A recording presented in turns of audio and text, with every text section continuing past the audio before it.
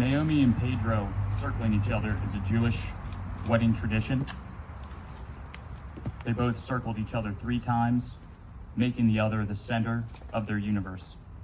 The 7th circle is especially significant as they simultaneously circled each other, creating their own universe together. Family and friends, we're gathered here today to celebrate just that, the marriage of Pedro and Naomi as they begin their futures together. 2 people who love to travel, love to explore, and who love to seek new adventures are standing before us today to undertake a new adventure, and one of the utmost importance, the rest of their lives together. Pedro, Naomi, while today is about the 2 of you, one of the special things about weddings is having so many friends and family members together in one spot. If you look out in the audience today, you'll see so many of the people that have shaped your lives up to this point, from childhood to adolescence, college, young adulthood, and your relationship. And while everyone in attendance knows the 2 of you to varying degrees, one thing I think we can all agree on is that you're both very good-looking people. A very unfortunate circumstance for the 3rd wheel standing up here with you right now.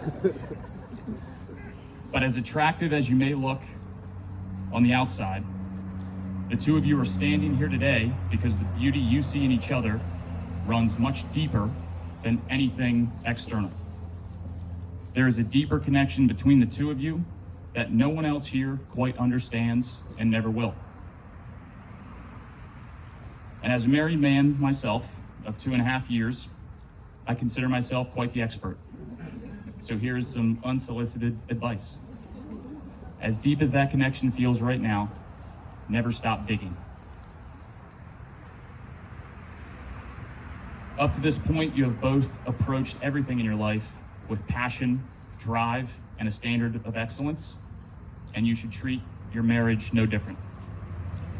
Continue to unpack each other's dreams, passions, fearless goals with enthusiasm, as well as the things we don't like to talk about so much, our fears, insecurities, and our doubts. You both have so much to give the world, but one of the greatest gifts you can give is the unconditional love and support for one another. You give the world a fearless, authentic partner for life. Today we're surrounded by natural beauty. Just as Pedro and Naomi circled each other, this garden reminds us just how cyclical our time on earth is. It is a good reminder that in our lives, our marriages, our relationships, we will experience highs and lows, ups and downs, life and death. As good as things may seem, we know for certain that they will get bad again. But also, as bad as things may seem at times, we know that they will get good again. This garden is the result of many sunny days, but also a lot of rainstorms and ugly days, cloudy days, where things weren't looking so hot. And both are necessary for this beauty. So Pedro, Naomi, may you find beauty in every single day together. Appreciate the good times and never lose the perspective during the bad days. For out of all the places in the world that you will explore and have already explored, out of all the people in the world and amidst all the chaos, you 2 found each other. And that is stronger than any adversity that will come forth. May your marriage continue to be a guiding light and a North Star amidst these storms. To the infinite smiles, laughter, and joy on your horizon, Pedro and Naomi will now exchange their vows.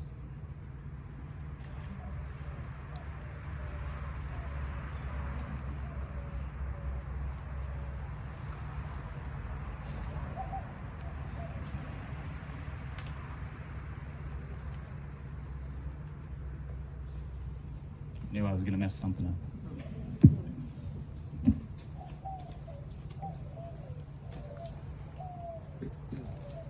Pedro, it was love at first sight when I saw you walk into Intelligentsia Coffee Shop in Chelsea on a crisp Saturday afternoon in October 2015. I quickly forgot that you were late when you, a tall, dark, handsome man in a sweater, walked in and introduced yourself. I knew I wanted to get to know you, so I ordered a massive mug of chai tea that would take me ages to drink. I got really nervous when you ordered a tiny shot of espresso, thinking that you quickly wanted our date to end. The reality was that neither of us drank coffee, so neither of us really knew what to order. We talked about your Brazilian heritage and my upcoming trip to Rio for Carnival. Then we walked over to the High Line and Chelsea Market to share food. It was the best, and it was the last first date that I ever had. Life with you has been an adventure since that perfect day over 6 years ago. We visited 9 countries, lived in 4 cities, and both grew and changed. We even started turning into each other. I grew to like Miami Heat basketball, and I can't help inadvertently repeating your odd sayings and mannerisms. You started liking wine, and are definitely now a bunny person. Okay, so we both made each other a little weirder, but I'm convinced that being with you makes me a better me. There are so many things that I admire about you, Pedro. I admire your love of learning, your quest for knowledge, and your drive to improve yourself through reading and writing. I admire your many talents, notably your sports prowess, obviously, and your gift for music. I admire your open-minded willingness to try new experiences and your ability to adapt to different environments, as well as your ability to make friends with people all over the world. I admire your calm, level head and your ability to quickly shut down any fight we have, albeit rare, so that we don't let problems turn into bigger issues. I admire your kind soul, your good heart, and selflessness from how you treat those around you. Whether you're helping your friends professionally with career advice, or personally buying them around at the bar, or to how you treat your family, me, and Kobu. I admire your unwavering commitment to our future together. Your actions show me that our togetherness and my success and happiness are your priorities. You moved across the country with me, from New York City to Berkeley, and then again to Seattle, and you even surprised me by agreeing to get a pet rabbit. I admire your sense of humor. You never take life too seriously. You have been through tough times, and those experiences made you into the man that I love and that I respect. You've helped me through tough times with work and with family, and our family and friends helped get us here today together. With our support systems, we can take on anything. Now, Pedro, I make these vows to you. I vow to be your teammate, even though I hate sports, in the face of any opponent life presents us with, and to be your biggest cheerleader to celebrate your accomplishments. I vow to encourage and share in your dreams. I vow to maintain our sense of adventure and seeking new experiences, including traveling the world with you and living abroad. I vow to have fun with you. I vow to laugh at your jokes. I vow to share food with you and to eat as soon as I sense my hunger turning into anger. I vow to take care of myself physically and mentally. I vow to do my very best to be on time. I vow to continue learning. I vow to accept and reciprocate your bids. I vow to be patient, kind, and forgiving. I vow to care for you when you're sick. I vow to be true to you. I vow to trust and respect you as your own complete autonomous person. And finally, I vow to prioritize your needs and feelings and follow you regardless of where life takes us. Pedro, you exceed the best partner I could have imagined for myself. Our love story is better than my favorite Disney princess movies or any country love song.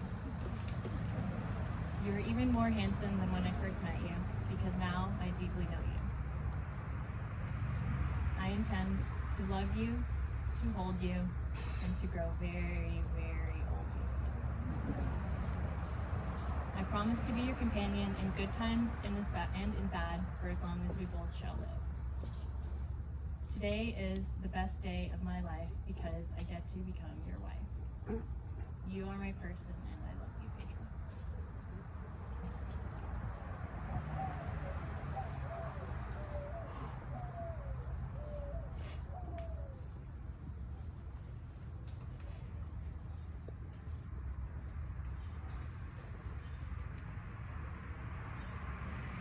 This is the first public speaking I've done without your feedback and coaching, so forgive the ums and idioms. It also might feel a bit like a third-person mystery thriller movie where you get the same exact story from multiple point of views. We met in October 2015. Our first date lasted 3 hours. It was an action-packed day. First off, it was unique. Saturday afternoon coffee. Neither of us liked coffee back then, but we ordered something anyway. One of us ordered quite clumsily. I was actually thinking of skipping the coffee part of the date and knew you'd tell it much better than me. But one part you left out was how forgiving you were at me showing up a few minutes late. No, you were forgiving about me late, yeah. Anyways, Chelsea Market was the next stop. I think we independently arrived at the conclusion that we'd both be more in our element surrounded by street food. We went splitsies to maximize food exposure, and because we're progressive. And I respected the advanced move, splitsy being your suggestion. Then we walked the High Line, where you showed off your New Yorkerdom by protecting me from enterprising monks trying to sell me magical stickers and coins. Did I meet my match or my superior? Whatever you were, it was the best date I'd ever been on and wanted to continue. Next, we went gallery hopping, a Chelsea staple. I should mention galleries leave me in a mixed emotional state. My mother, Nora, was a really amazing artist before she passed.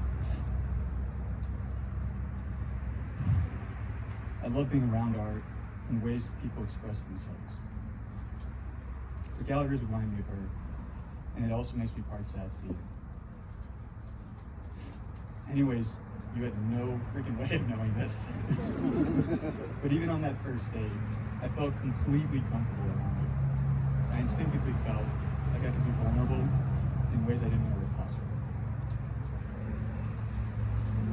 You took the subway home, something about a work meeting with Thailand, and I walked back to my tiny apartment, mostly unaware that the biggest moment of my life had just transpired. I say mostly because I may or may not have written a love song about you on my acoustic guitar upon minutes of getting back to said tiny apartment, but I guess we'll never know the full truth.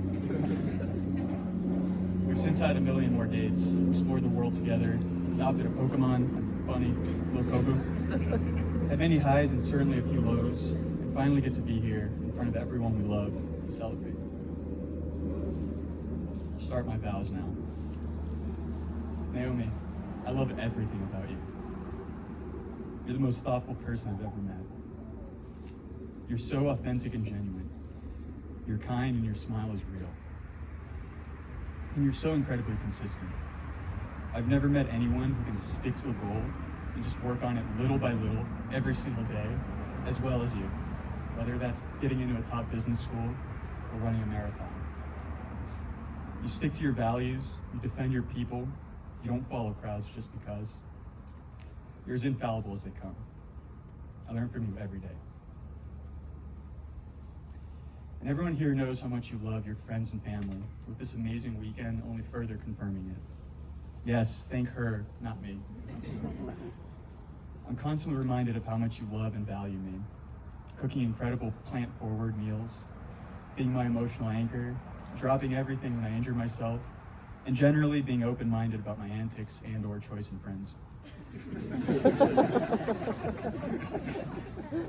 There was a very mundane moment on our trip to Cuba, about a year into dating, that I remember vividly. We were sitting on a park bench, just enjoying the afternoon sun and lack of Wi-Fi. You told me something that I'll never forget. And sorry, I won't repeat it today, but rest assured it was PG.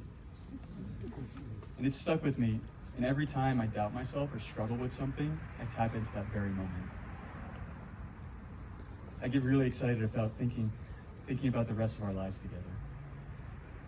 I promise to fend off bugs and navigate us away from sub-70-degree temperatures.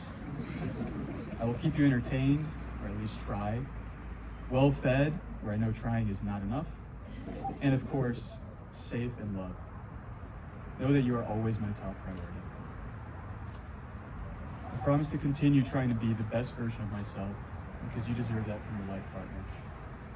This is the best day of my life, and I couldn't be happier knowing I get to say that every single new day I start with you.